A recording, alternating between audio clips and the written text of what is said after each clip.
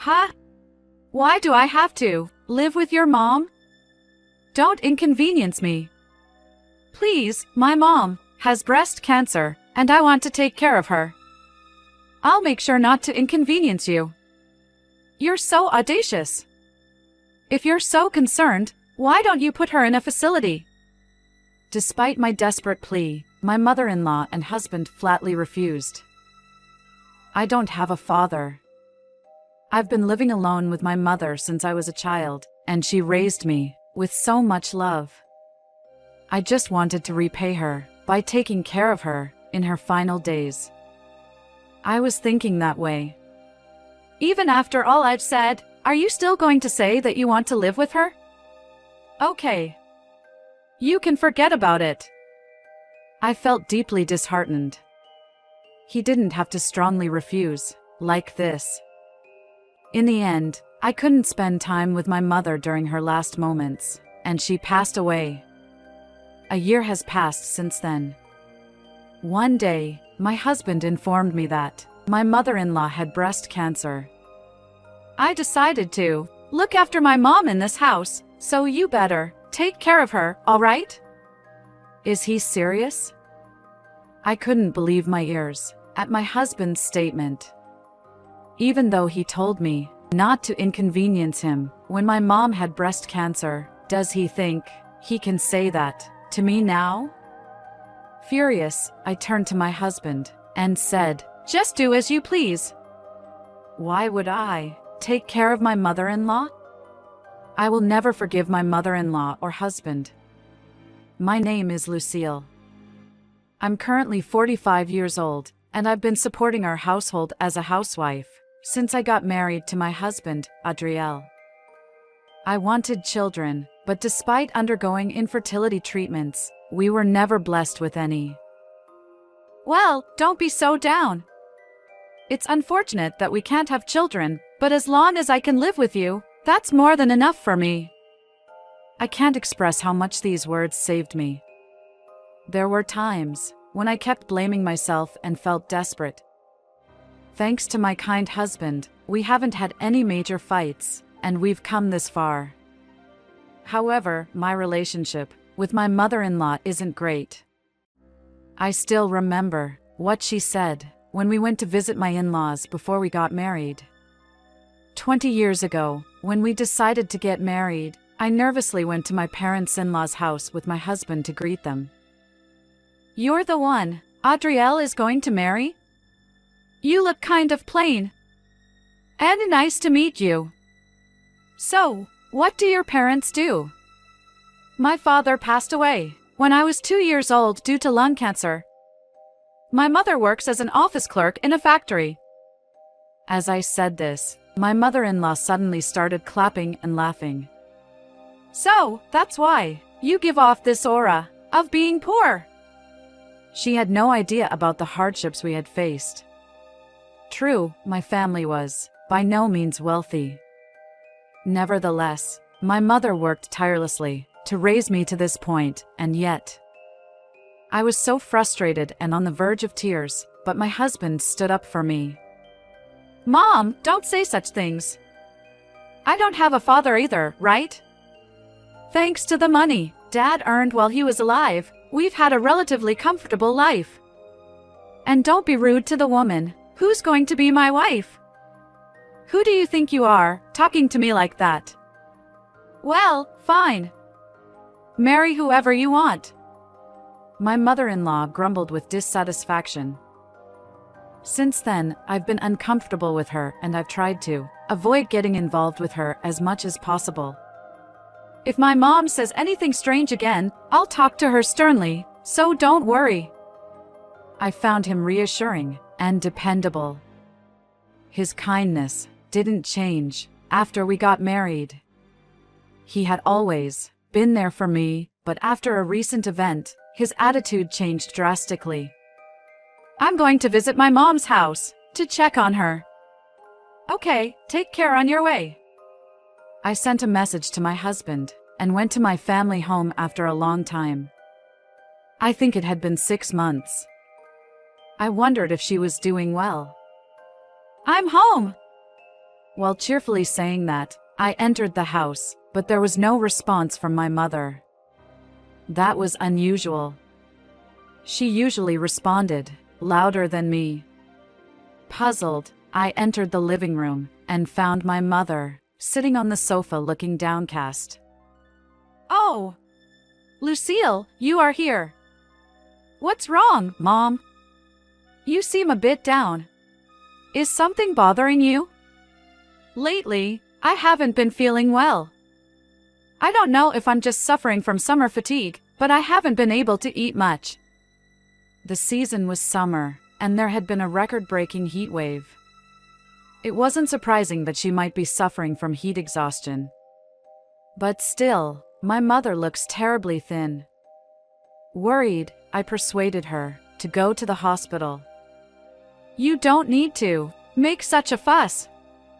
It's just heat exhaustion. It's okay." Dad said the same thing at first and didn't go to the hospital.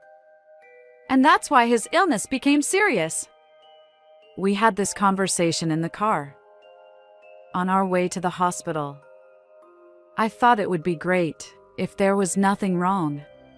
But please listen carefully. Unfortunately, the cause of her poor health is probably breast cancer. It has progressed to the point where there's probably nothing we can do. I think she has about a year to live. After she underwent various tests, I was called in by the doctor and entered the examination room by myself. That's when I was told that my mother had breast cancer. What? Breast cancer? About a year to live? What does that mean? My mind went completely blank. What would you like to do? There's an option for her to stay in the hospice care ward. I'm sorry. Please give me a moment to think. I don't remember how I managed to get home from there. When I realized it, I was back in the house I shared with my husband. That's how shocking this whole situation was. "Oh, you're finally home. Welcome back. What's wrong? You look so gloomy." Apparently, my mother-in-law had come to visit while I was gone. Under normal circumstances, I would have entertained her, but I didn't have the capacity for that. When I saw my husband, who had approached me with a concerned look on his face, I couldn't help but burst into tears. "My mom! She seemed unwell today, so I took her to the hospital. Then, they found breast cancer, and they said, there's nothing they can do." I told my husband about my mother's cancer diagnosis and the prognosis.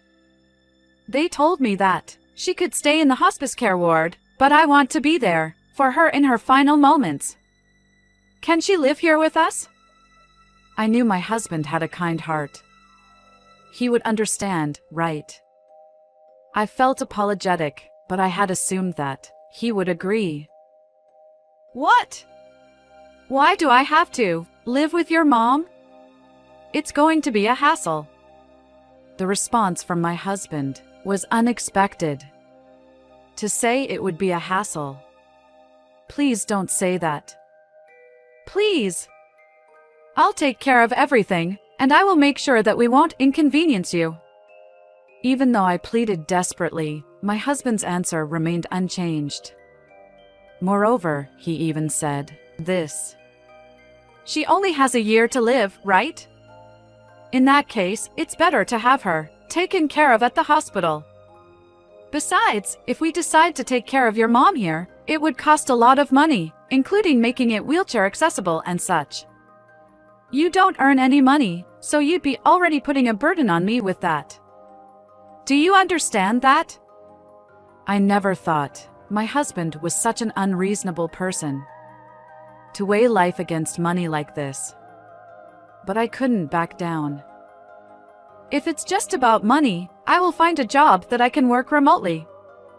"Oh my, that's why poor people like you," my mother-in-law cut me off. "Seriously, you're so audacious. Let me make it clear.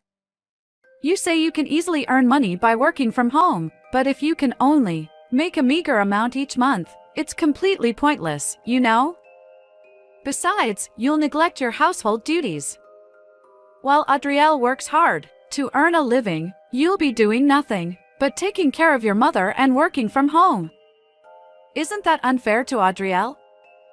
Did you think about this before you said that? Well, And another thing. I've always disliked your mother. She wears shabby clothes, like a true pauper.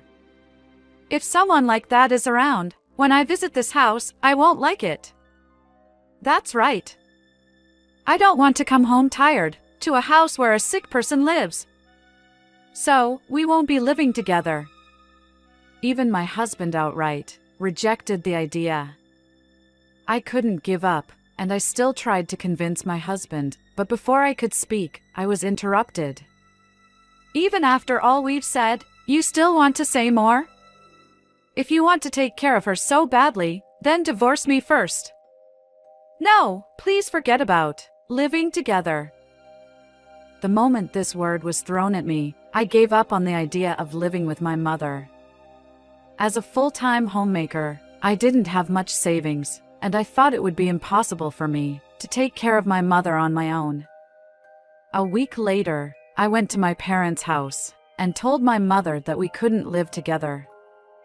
I'm sorry, Mom. I asked Adrielle if we could live together, but he refused. It's okay, don't worry about it. I appreciate that. You even considered it. In the end, my mother stayed in the hospice care ward. Since we couldn't live together, I visited her almost every day. As I watched my mother weaken day by day, I felt anger towards my husband and mother-in-law, along with regret for not being able to live with her. I understood their reluctance to live together, but insulting my family like that was unforgivable. About a year later, Mom! Mom! Lucille! Get along well with Adrielle, okay? With me by her side, my mother embarked on her journey to heaven. The sorrow of losing my beloved mother was immeasurable. If only I had pleaded more with my husband back then. If only I had lived with my mother, even over his objections. Thinking that, I was filled with an unbearable sense of regret. My mom has just passed away. Oh, I see. I called my husband to tell him about my mother's death, but he hung up the phone with just a simple reply like that. He didn't even come to the hospital either. So, while engulfed in grief, I returned to my parents' house with my mother's body. Why do I have to attend the funeral of such a person? Just be quiet. It can't be helped. She's our in-law. My husband and mother-in-law, of course, attended my mother's funeral, but they seemed bored throughout. I could hear them whispering to each other, and I felt my anger welling up to the point where I was about to scream right there. All right. I've made up my mind. I don't care about them anymore. I will never forgive them. During the funeral, I vowed that I would definitely get revenge on them. After my mother's death, I started working part-time at a nearby supermarket. I did it so that I can eventually live alone. I'll save up and definitely leave that house behind. With that determination, I continued working part-time almost every day and managed to save a considerable amount. With this much saved up, a year after my mother's death, I was waiting for the right moment to finally ask my husband for a divorce. Then, one day, I think I should let you know this, but I thought he had nothing to say to me after all these years, but I calmly asked, "What? What's wrong?" Well, you see, my mom has been diagnosed with breast cancer. They said she has about a year to live. I never expected something like that to happen. I couldn't believe that my mother-in-law now has breast cancer, of which my mother died. Honestly, I was surprised, but so what? I see. It's the same as my mom. Right, and because of that, I've decided to look after my mom in this house. I have work, so would you be willing to take care of her? Is he serious? When my mother was sick, he refused to let her live with us, but now that his mother is sick, he decides without discussing with me? That's unacceptable. I remembered how my mother was treated, so I firmly rejected living together with my mother-in-law. Living together in this house? No way. No way. Come on, she is your mother-in-law. Besides, you only work part-time, so you can easily take care of her, right? When I asked you if my mom can live with us, you both rejected it. I'll give you exactly the same answer as you gave me at that time. She won't last a year anyway, right? So, she should stay in a facility or a hospital. Besides, I'm busy with my part-time job, so I can't take care of her. My objection made my husband's face turn red. Hey! How can you say like that? Oh, come on. This is what you guys did to my mother. If you want to live together and take care of her, go ahead, but do it on your own. Do. You think you can say that to me? Asterisk sigh asterisk. I can't live with someone like you anymore. I'll divorce you. I didn't miss my husband's statement. I had been planning to bring it up myself, but this worked out perfectly. It saved me the trouble. Oh, I see. Understood. Hey, where do you think you're going? We are not done talking yet. Don't worry. I'm not running or hiding. Just wait a bit. I temporarily left the living room and brought the divorce papers from my room. We're getting a divorce, right? So, sign this. What is this? What do you mean? It's obvious. It's the divorce papers. I already signed the papers. As for my husband, he probably never thought that I would agree to divorce. He looked quite panicked. Are you serious? If you divorce me, you won't be able to survive, will you? You don't have much income, and if you just take care of my mother, I'll support you. What are you talking about? You're the one who brought up the divorce. Do you think I would ask you to sign the divorce papers as a joke? Of course, I'm serious. Besides, I can live without you. Why do you think I've been working part-time? I've wanted a divorce since the time you guys treated my mother so badly. But I had no savings and I thought life would be tough, so I endured it. I'm grateful that you brought up the divorce. My husband froze in silence, as if he had no words to reply. My husband is not the same person who used to be so nice to me.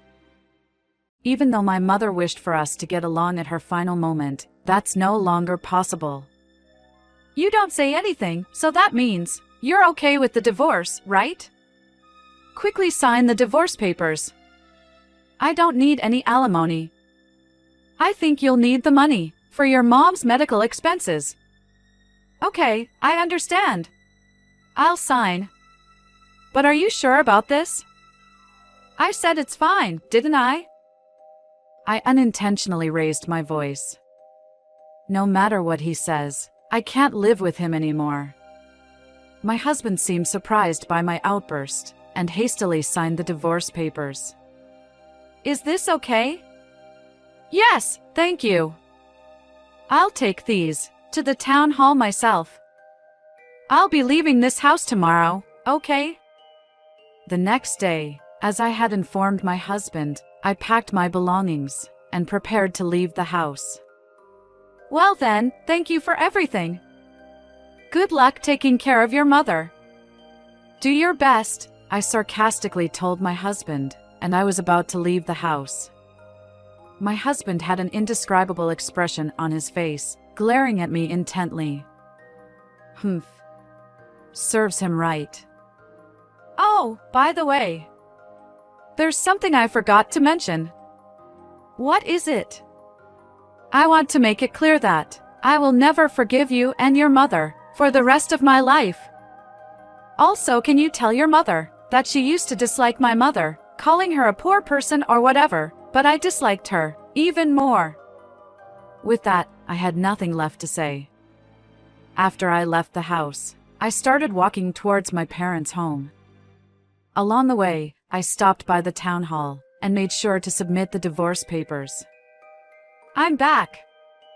I returned to my empty childhood home and reported my divorce to my mother's portrait. Of course, there was no response, but I felt like my mother was saying, "Well done. From now on, I'll always be with you." To be honest, I had thought about demolishing my childhood home when my mother passed away. However, from now on, I'm going to protect this house. Nevertheless, I never knew that the true nature of those two was like that.